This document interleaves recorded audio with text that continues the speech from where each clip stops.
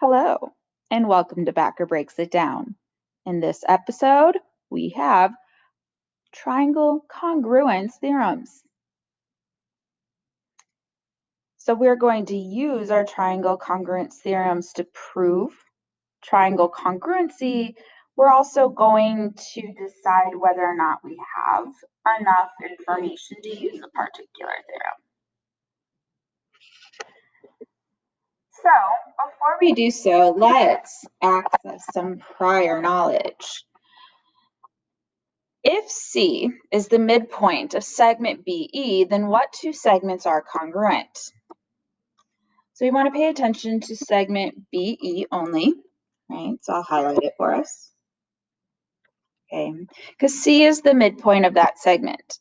Now you may recall that if a point is a midpoint, then it divides a segment into two congruent segments. And the two congruent segments here would be BC and CE.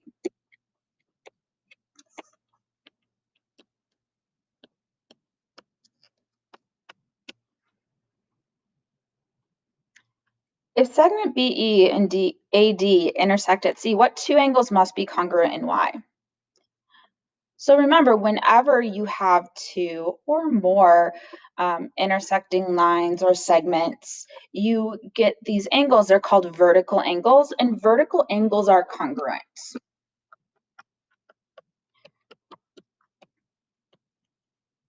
So in this diagram here, there are two pairs of vertical angles.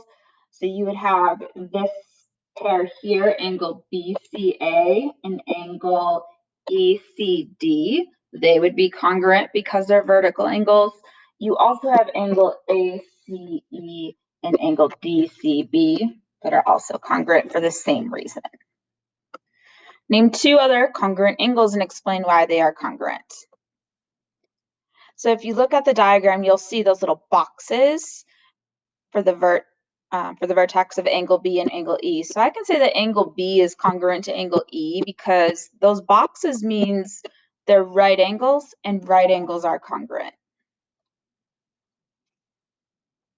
Looking at the second diagram, it says if ray BD bisects ABC, so here's angle ABC, BD is doing some bisecting there, then what two angles are congruent? So I would say that angle ABD is congruent to angle CBD because of the definition of bisects. If a ray bisects an angle, it divides an angle into two congruent angles. And then lastly, why is BD congruent to BD? This is known as the reflexive property of congruence. Okay, because you can say that any segment is congruent to itself or any angle is congruent to itself.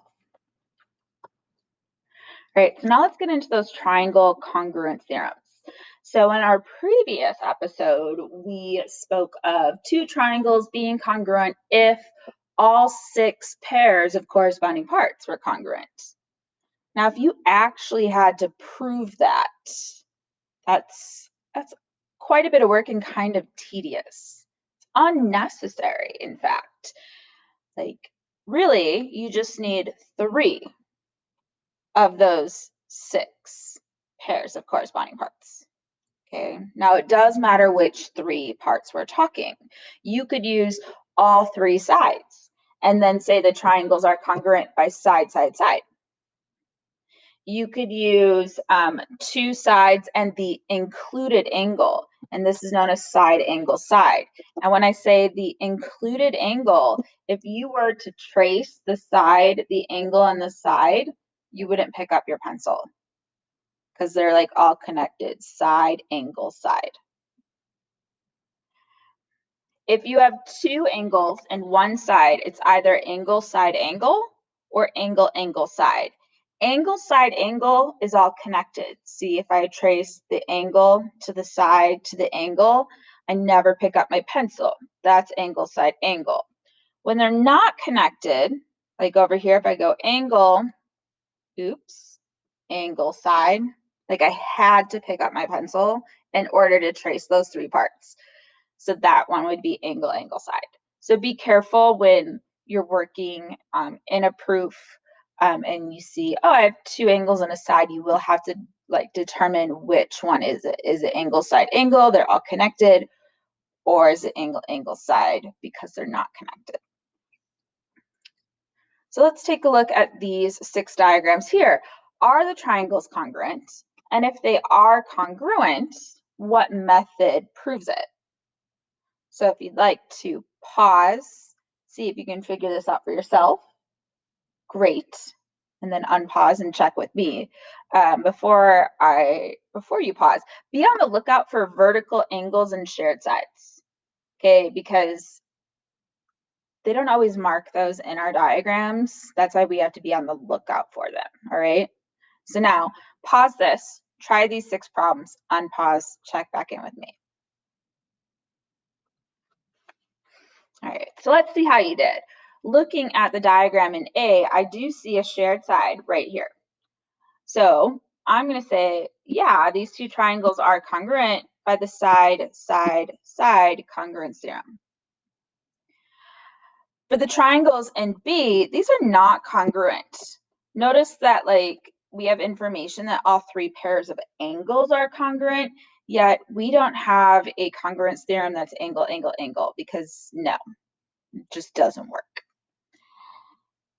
The triangles in C, I notice that I have like a pair of sides, a pair of angles, and another pair of sides, and they are all connected. So these 2 are congruent by side, angle, side. In problem D, 1 pair of congruent angles, 1 pair of congruent sides, and another pair of congruent angles. They're all connected as well. So this would be, yes, congruent by angle, side, angle. In E, I'm noticing that I have those shared sides. They don't mark those. And then I'm seeing that I have a pair of angles, that shared side, and another pair of angles. They're all connected. So yes, these are congruent by angle, side, angle. And then in F, I've got 1 pair of angles, I got a pair of sides, and I've got another pair of angles. So yeah, these are congruent. This one right here, this would be angle, angle, side. Notice the angles are not connected by that congruent side. Does the diagram give enough information to show that the triangles are congruent? If so, state the method you would use. All right. So in problem number 2, what I know is congruent. So I know that angle E is congruent to angle J.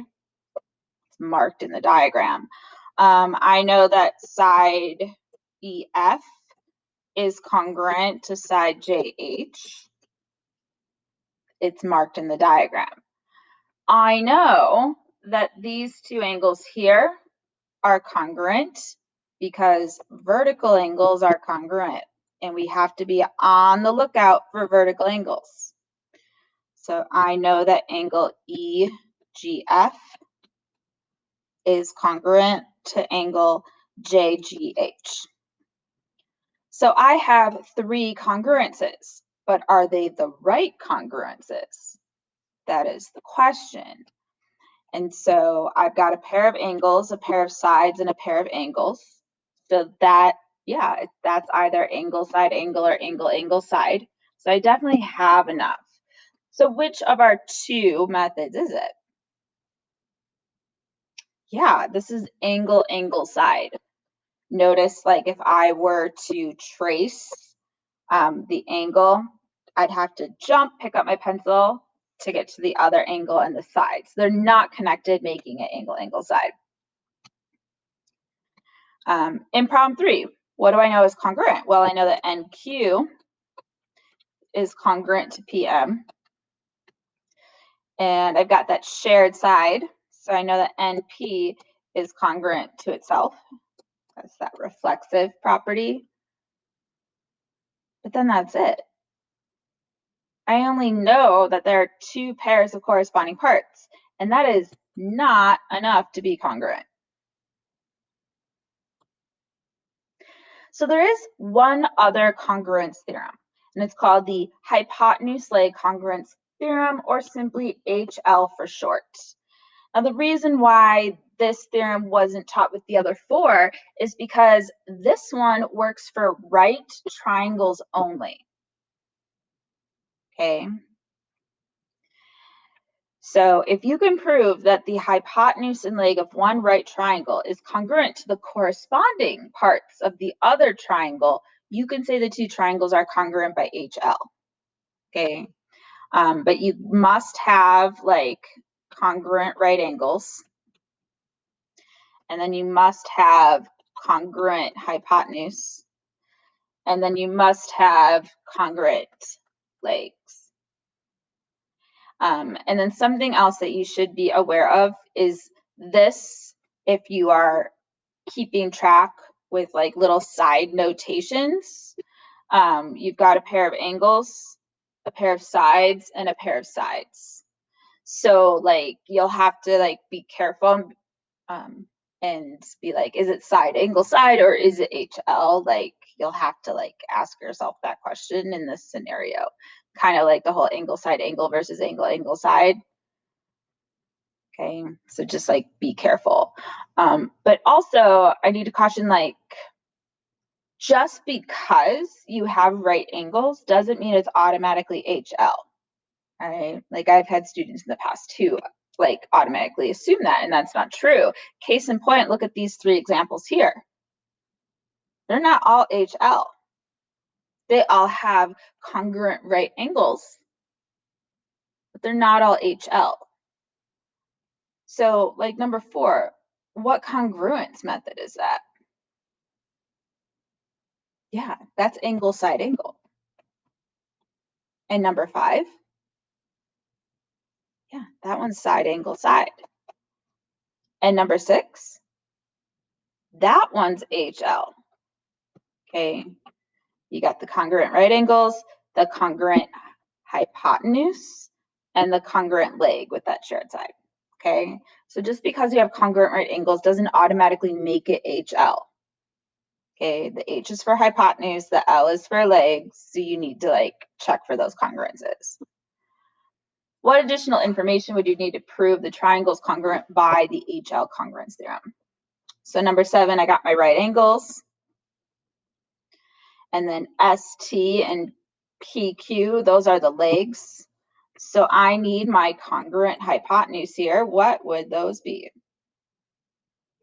TR, you say, is congruent to QN? Excellent, you are correct. In number 8, we've got our congruent right angles. What else do we have? Hey, yeah, we have a shared side, and that shared side is the hypotenuse of our right triangles. So what we need are a pair of congruent legs. Now there are 2 possibilities here. Okay, we could say that the leg AC is congruent to the leg DB, or we could go with leg AB is congruent to leg DC. So these are our 5 triangle congruence theorems. The side angle side, side side side, angle side angle, and angle side work for all triangles. Okay. HL works only for those right triangles. Right. Be careful whenever you have 2 pairs of angles and 1 pair of sides. Look at your diagram. Is it angle side angle or is it angle side? And then be careful with 2 sides and an angle, because that could be either side angle side or HL. So once again, check your diagram. And that's how Becker breaks it down.